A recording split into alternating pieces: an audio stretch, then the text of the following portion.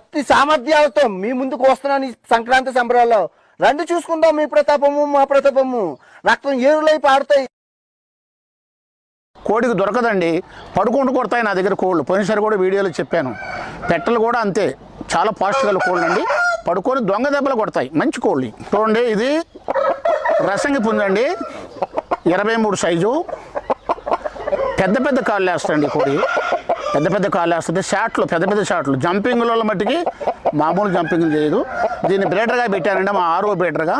దీనికి కూడా మంచిగా అవుట్పుట్ బాగా వచ్చింది.